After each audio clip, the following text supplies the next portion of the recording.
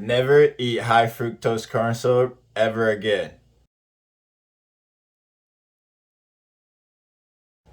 Just kidding, just kidding. What's up? It's your boy Swostus Bailey, aka Kinglet, aka Gator. And we're back with another video.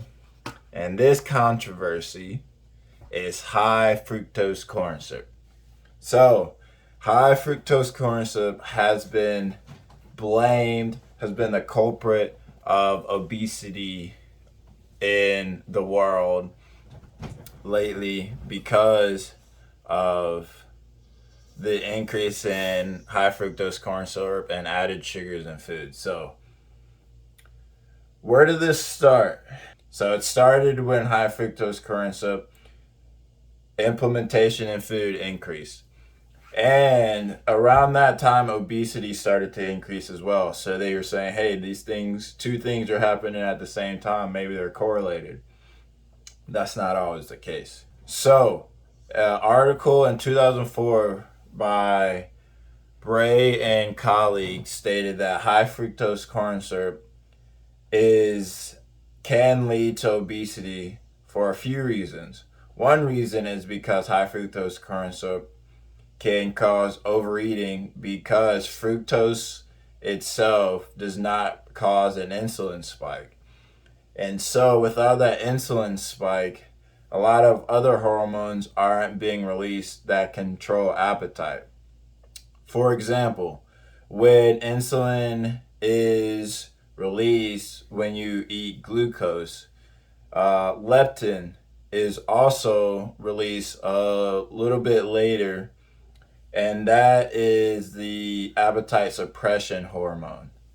Because the pancreas doesn't have the transporter GLUT5 that high fructose corn syrup needs to be transported throughout the body, it doesn't release insulin from the pancreas.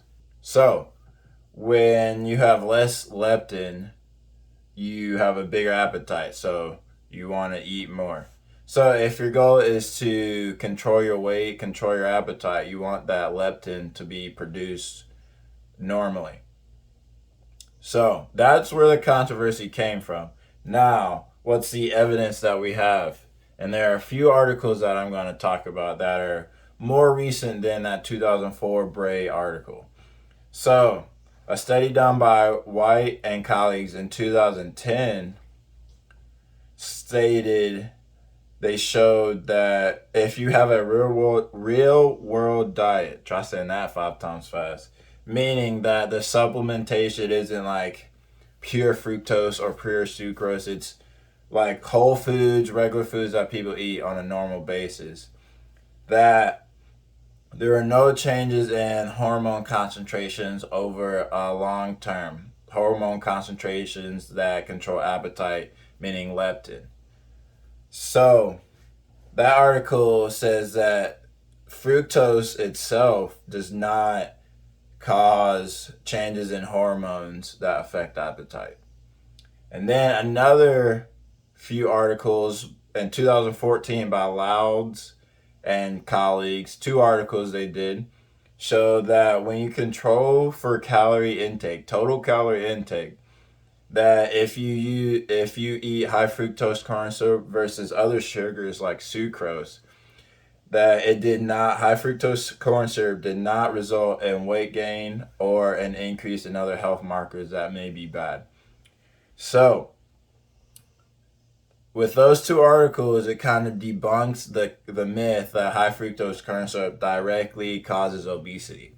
I'm not saying that high fructose corn syrup isn't a variable in obesity. I think there are a lot of other variables, including lack of exercise and just total calorie intake increase over time.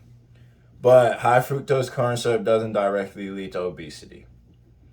Now, caveat I want to add to the Louds articles is that there was some weight gain and some increased calorie intake, but these groups of people, one, did not participate in exercise, and 2, the increase was not significant.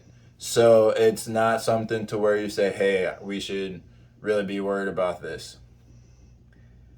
So those are two authors, three articles that you could look at that are more recent than that Bray article in 2004, excuse me, that say, hey, maybe it's not just high fructose corn syrup, but a multifactorial problem that we need to look into and try to solve for obesity and weight gain.